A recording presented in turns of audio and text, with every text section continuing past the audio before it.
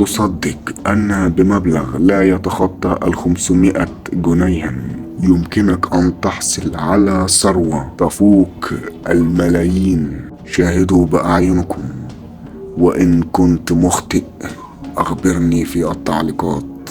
في بعض المخطوطات لدي تصف عن كيفية صناعة أشياء ثمينة، ابتداء من اللؤلؤ والألماس والذهب والفضة والأشياء الأخرى من المعادن الغير معروفة، وبعض أنواع البخور المسؤولة عن الطاقة الكونية، وبعض الأشياء، ولكن المعروف منها هو الطقش المغربي. لذلك قررت أن أنفذ التجربة، وهو خليط من بعض الأشياء، ومنها هذا النبتة التي تشبه الإنسان.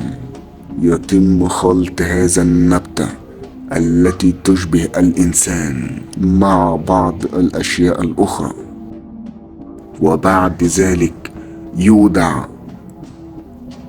معهم بعض السور من القرآن حتى لا يتخطفه الجن.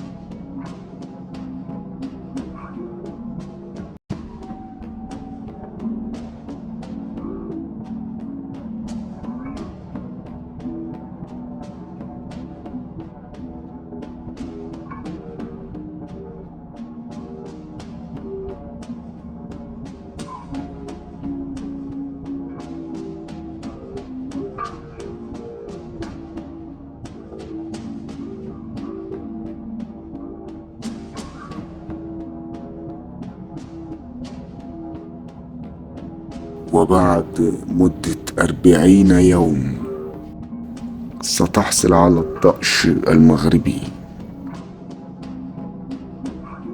رغم أن البعض منكم يعتقد أن النبتة الذي يستخرج منها صمغ الطقش في المغرب انقرضت منذ السبعينات، ولكن هذا ليس عائق أمامنا.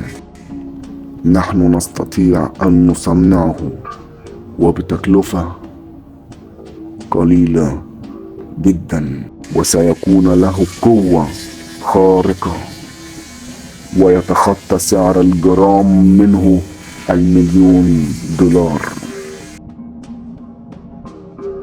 لأن هذا الطقش له قدرة على علاج السرطان، وله القدرة على استعادة الشباب للمسنين، وله القدرة أيضا على استدعاء ملوك الجان السبعة، وله العديد من الفوائد.